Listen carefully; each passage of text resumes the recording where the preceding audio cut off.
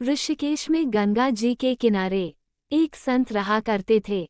वह जन्मांध थे और उनका नित्य का एक नियम था कि वह शाम के समय ऊपर गगनचुंबी पहाड़ों में भ्रमण करने के लिए निकल जाते और हरि नाम का संकीर्तन करते जाते। एक दिन उनके एक शिष्य ने उनसे पूछा, बाबा आप हर रोज इतने ऊंचे ऊंचे पहाड़ों पर भ्रमण हेतु जाते हैं, वहाँ बहुत गहरी गहरी खाइयाँ भी हैं और आपको आंखों से दिखलाई नहीं देता, क्या आपको डर नहीं लगता अगर कभी पाँव लड़खड़ा गए तो? बाबा ने कुछ नहीं कहा और शाम के समय शिष्य को साथ ले चले। पहाड़ों के मध्य थे तो बाबा ने शिष्य से कहा, जैसे ही कोई गहरी खाई आए तो बताना।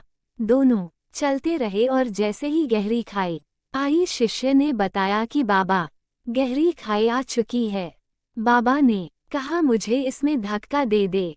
अब तो शिष्य इतना सुनते ही सकपका गया। उसने कहा, बाबा मैं आपको धक्का कैसे दे सकता हूँ, मैं ऐसा हरगिज नहीं कर सकता।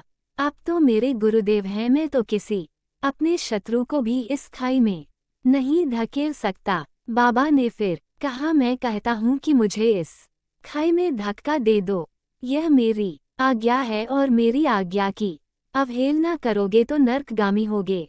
शिष्य ने कहा, बाबा मैं नर्क भोग लूंगा मगर आपको हरगिज इस खाई में नहीं धकेल सकता। तब बाबा ने शिष्य से कहा, रे नादान बालक, जब तुझ जैसा एक साधारण प्राणी मुझे खाई में नहीं धकेल सकता तो बता मेरा मालिक भला कैसे मुझे खाई में गिरने देगा? उसे तो सिर्फ गिरे हुओं को उबारना आता है, गिरे हुओं को उठाना आता है।